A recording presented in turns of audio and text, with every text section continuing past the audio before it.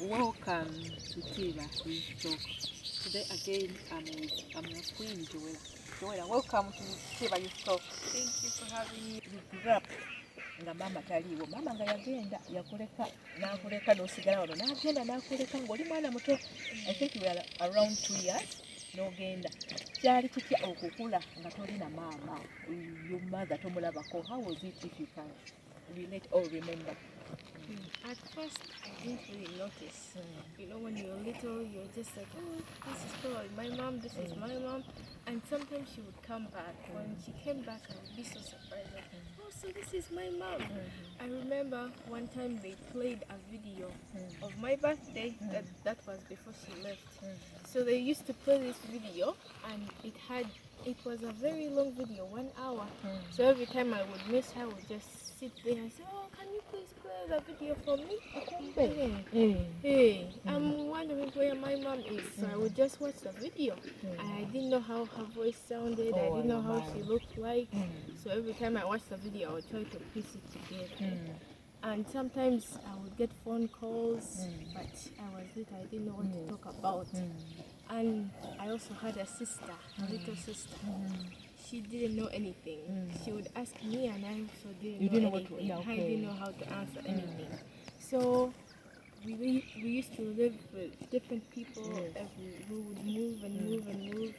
So I had to learn how to take care of her. Because she used to pee the bed, and she needed diapers. You were like a mother to her. So I had to change the bed. I had to feed her, make sure she's eaten, make sure she's dressed when we used to go out on special occasions. And sometimes that was hard because I didn't know what to do either. And I used to dress her and forget to dress myself. So in pictures, they would say, oh, why does she look so shabby? China mama, and truth it was. Mama Chayaliwa by that time. So they used to try to make me take care of myself, and sometimes I would feel bad because the people who were with, they would feel pity on me, and they would say, oh, you don't have to dress her, you go dress yourself. But that instinct in my mind was like, this is my sister, I'm the one who is here for her. So if nobody else is going to dress her, I have to dress her. And then, what would you tell to the parents who leave their babies behind to go and look for greener pastures? If you're going to leave your kids behind, you have to have a family that you trust. Because me, when I was growing up, I lived in so many houses, so many people that my mom had to buy their love until we finally reached that Auntie Jen's house, which was, we were growing up, and it was very nice living with different people. But it's also exhausting moving around from this as you get used to this family, then you can live. And there's some problems that kids wouldn't understand. So I would say leave your kids with a family that you trust, that isn't going to wake up one day and chase them out of the house. And what would you say to the kids? Because nkimanyi waliwo era abaana abaliwo kati nga bazadde baabwe tebaliiwo, abamu balinza okuba bali wano kumpi eba Dubai oba bali luddawa, abaana abo bawa magezi ki? Just know abazadde bo, they are trying to fight for your future. So when you think about, oh, my mom is gone, don't think, oh, she doesn't want to be She here. doesn't care. She doesn't care. Just think she's fighting for my future. She's helping me grow up into a person that she wants to see me as, instead of thinking that you're alone in this world. Because there's people who are like that, who they got dropped. But if your parents are in another town, another country, they are trying to make your life better and to make you see the greatness in the world, not the poor parts. Olunaku lwe wamanya nti maama agenda kujja, kati ogenda kutandika kubeera ne maama gy'abeera e Canada, ki ekyakugira mu bwongo? Kiki wali osoobera? At first, I used to hear that too many times. They would say, oh, your mom is coming back, you're going to go with her. Your mom is coming back, you're going to go with her. They used to say it too many times, but that when it came to the real part, I was just waiting. I was like, What if it's like all the other times they said it? But this time it was real, and I was so excited. I was like, oh, finally we are going to live with my mom. Yes. But sometimes I was worried because I didn't really know her. I've seen her a few times in a year, she goes back. and then she goes back. Yeah. I didn't really know how she was as a person, but it turned out well, and it's what I hoped for. Okay. Yeah. That is great. I'm asking on behalf of other people. Wandagadde okubeera Uganda ne maama oba oyagala ogenderera Canada ne maama. Which life would you choose?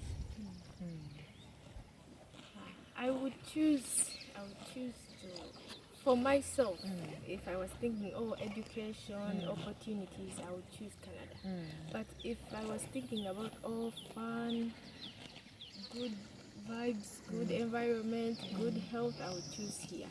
But as for mom, she would choose something else too. But for you? For me, I would choose here because everything you find there, you can also find here. So as long as you're with your family, there is nothing different. Yeah. Olina kyojjukira n'ogamba nagamba nga yes nkale singa maama abaddewo because we are all human. What was that moment? Woseka n'ogamba I wish my mother was here. There was some birthdays that she missed. Of course, she would send money and then we would have a big party. But then there was this one birthday that was her first birthday. There was no phone call, no money sent. Before all the parties started, there was the first birthday. I was living with a family and they didn't know it was my birthday. And I didn't know either. So they woke up and then throughout the day, they started to remember, today is your birthday. I'm like, oh, really? And then I didn't get a phone call from mom. She was busy. So I was really hoping. I was like, oh, I wish my mom was here. It would have been different. At least like people wouldn't forget my birthday. She would be the one to remind them. Yeah, and to celebrate my birthday because she celebrates birthdays. I know that. I know that very well. Yeah. But after that day, after that birthday, all the other birthdays, she would make sure that it was a big party and there would be people that she wanted there and people that I wanted there. Yeah. I understand this is your first time when you are in the village. How has been your experience? Oli mu kyalo from Canada tuli eno olaba ente tulina ente wano. How has been your experience? Oh, it's been really good. You see how people wake up every morning, they wake up, they eat breakfast, they have not many plans because life here is peaceful.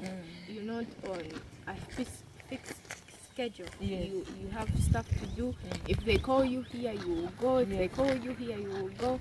When visitors come over, they have a big feast because people here are very welcoming. The environment is not toxic at all. It's very peaceful. Yeah.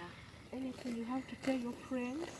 I mean, not your friends, but your age mates, or maybe who stay abroad, and then those who stay here. Any message for them? For those who stay abroad, don't forget where you come from. That's great. Because most kids, when they get here, they forget that, oh, I'm from Uganda, I'm from this place, this is where my family comes from, this is where I was raised. They adapt to the environment, the behaviors of the other side, which is not our culture. They forget their culture. They don't know that if I see an elder person, I have to kneel and greet them. Most kids, they are not like that. Or they have bad influences, friends, which here you will not find if you are well-minded. And for those here, you will make it. If you want to get out of here, you will make it and you will go to bigger cities. You just have to study, respect people. Respect is very big.